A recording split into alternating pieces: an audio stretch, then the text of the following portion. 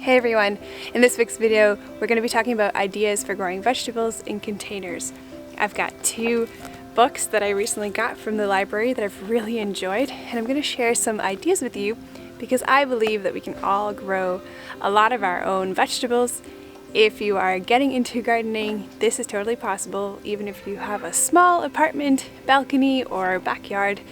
And so I hope to share more of growing in containers so that more people feel like they can get into gardening and grow some of their own food. My main objective is to show you some ideas of what people have grown in containers so that you can kind of wrap your head around how every single vegetable is grown in some type of container. No matter where you live or what kind of situation you are, how can you best use what you have to grow as much food as possible? Even growing in unconventional methods that's not like growing in garden raised beds or garden beds directly on the ground.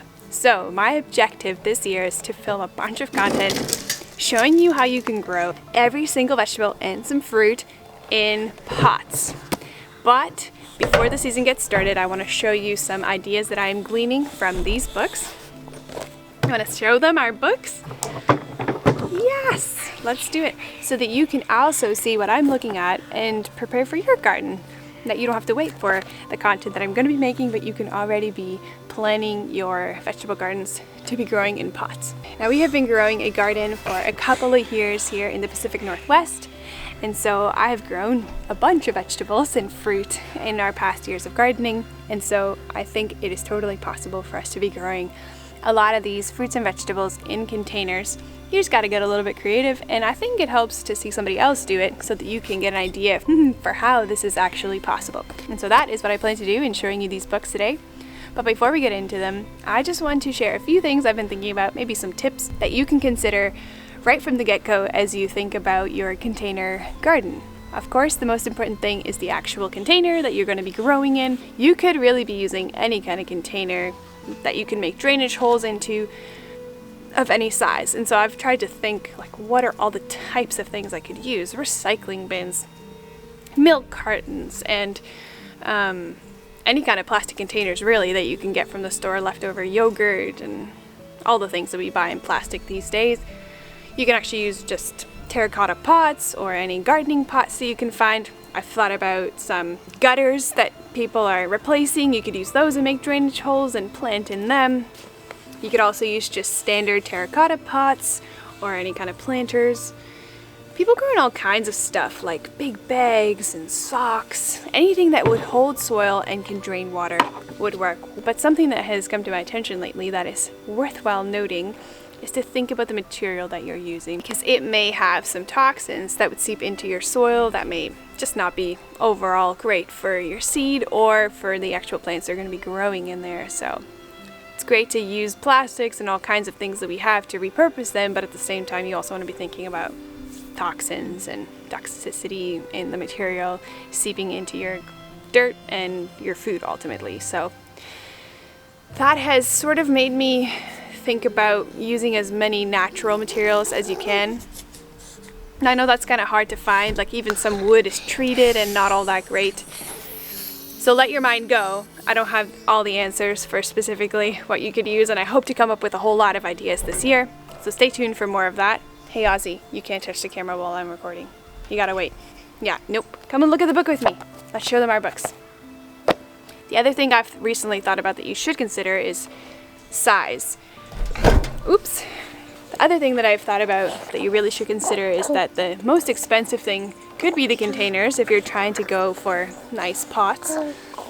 But the thing I find in gardening that's almost the most expensive is the soil. If you're going to be buying some organic material, soil or compost, to grow a substantial amount of food you really do need a lot of soil.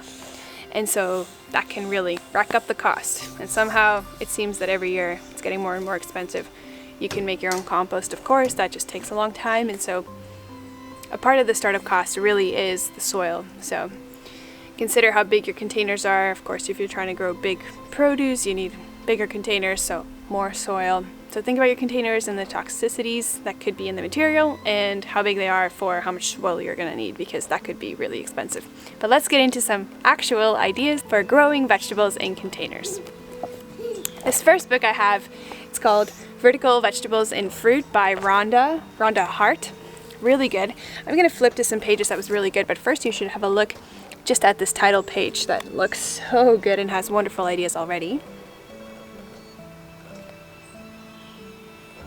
I'm going to give you some close-ups after. She starts off by showing us lots of containers and vertical growing, which I think is really important if you are going to be growing in pots, because if you're growing in pots you're most likely going to be growing in a small space, and so vertical growing will be a real asset to you. And so I like that there's lots of ideas for vertical growing here. There's a demonstration of some vertical walls for growing squashes, cucumbers, growing kind of upwards, so starting in just a simple little tray container and then trellising up on some netting with 2 poles. Great idea.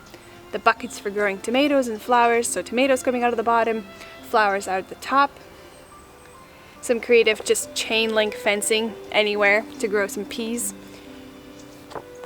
Some of these little, I think you can buy these at IKEA, these sorter things that you can put soil in and grow just any kind of leafy greens out of very easily. A big giant blue water holding jug.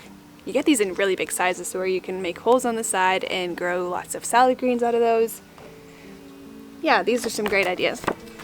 Some other ones that stood out to me in this book was using an old pair of pans sewn up at the bottom, just stuffing it with dirt, hanging it on the side like any kind of fencing, and growing out of bags. Love those 2 ideas. This is also kind of neat, having cinder blocks kind of stacked in a cute pattern, putting some soil in there and growing flowers or herbs out of that. Or just, this is so simple, just some fencing in a circle held up by some poles, and it seems kind of like some baggy material holding the soil. That seems like a really great way to grow a plant. The other book I want to show you is this one, The Vertical Vegetable Garden, Guide to Container Gardening, and it's written by Mark Smith. Really good book. I think this has just been the most inspiring for me this year. You can see on the front page he's showing a bit of his garden. I believe he's gardening somewhere small. Let's see, I forget now. Oh yeah, somewhere in the UK. And he's just packed a whole bunch onto a little patio garden that he's growing out his front door, and then a little bit in the back as well. On the windowsills, super cool. I'm gonna show you some of the great ideas that he has here for bigger kind of fruit and pumpkins, which is kind of what we're trying to grow and is possible for you. But here's a really nice example. He's grown a bunch of pea shoots and those look like broad beans, just in these fruit trays that you get from the grocery store. So a whole bunch packed with soil. Now, those don't get very big before they get trimmed and cut to eat in smoothies or fresh. So that's possible to do. This is another good example right here. He's got just like an old tin. It even says, oh yeah, and olives, Kalamata olives, where he's cut open the top and just put a bunch of soil in there to use as a pot. There's just a plastic bucket, that's easy. And then a little bit of wooden containers that he built, but they're kind of all just stacking around, and they look all different, but somehow still aesthetically pleasing. Alright, now here, this is a really cool example to grow some cherry tomatoes. He just used a regular old pot, and then it's growing, it's trained to grow vertically upward on these strings. I don't know if you can see there. And it's just filling his window. That's a great way to use up some space. This same little tin we were just talking about here looks like it's growing some kind of grape. I'm not sure, but also some parsley on the side. So I love that idea, growing things together. Ooh, and this is a beautiful image of vertical growing, but also just using up a really small space. Seems like he's growing some kind of peas on this arch trellis, which seems to just be coming out of this little container which he showed us here. One of these wooden boxes with a big trellis coming out of peas. Again, just like in the former book, vertical growing can really be your friend if you are growing in a really small space. So you're growing in containers and then somehow getting things to grow upward that would naturally trellis. Beans, tomatoes, pumpkins, squash, peas. Oh, so cool. Oh yeah, cucumbers. Now, salad greens is just ordinarily easy to grow in pots. If you're trying to grow big things like kale, they just won't get as big depending on the size of the pot, but works really well in containers. Mostly all salad greens, lettuce, spinach, kale, mustards, mizunas, all grow really well in containers. This is a nice bird's eye view of his garden. All in pots, having big leafy green things growing everywhere. But I want to get to the end of the book here where he shows some really cool, oh sorry, before I get there, here is another bean plant growing beautifully vertically. So started out in just a simple pot, kind of wooden pot, this long wooden structure down here. And then some kind of trellising material. It looks like it's just a cube where these beans are growing up with. Not only does it look very beautiful, but that's a lot of food in one area. Oh yes, but like I said, I want to get to the back of the book here because you get a really nice idea of growing bigger stuff like squash in this image here. So he started it out, I can't quite see the pot. I think he shows it in the next page, but let me show you what it looks like when it's growing. And he's trained it to grow from this pot vertically. Seems like beside his window here on some strings, and it's reaching up all the way to these hanging baskets of cherry tomatoes. Not only does it look really cool, this is great because the vine will hold itself to that string and grow your pumpkins. Now they can get heavy, so of course you gotta watch and they unfortunately need to be on the vine until they are hardened, or what's it called? They're mature enough to actually last a season to store. So that could be tricky. You may have to create some kind of system to make sure that that string is holding up all that weight. But that's a really great way to grow some pumpkins in a small space. And here he gives another image so you can kind of see his whole yard a little bit better.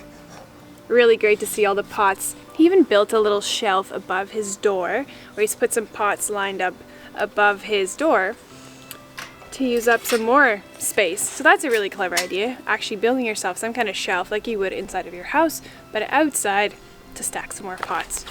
Reach up for the light. I think he says in the book here he was trying to get his salad greens to get a little bit more sunlight, and so he propped them right up, gave them some more sun.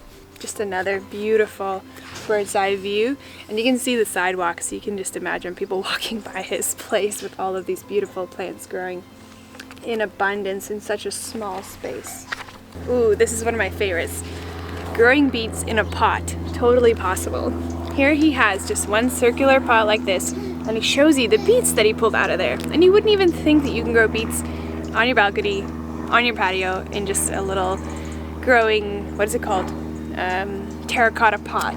But this looks to be just one of those, and some pretty good sized beets came out of there. So if you love beets, you can have a few pots if you want a whole big harvest. And don't forget, you can harvest the greens while they're growing. If you're growing big plants like cabbages, broccolis, and cauliflowers, the bigger the plant, the bigger your pot needs to be. And I have put out a video very recently trying to give you an idea for how big vegetables can get when they are maturing in size, and so hopefully that'll give you some kind of indication for how big a plant will roughly get and how big the root system will be, so you can plan on what size pot you're going to need. But again, like I said, I'm planning to make a whole lot more content around growing vegetables in containers this year, so stay tuned for that if you are interested.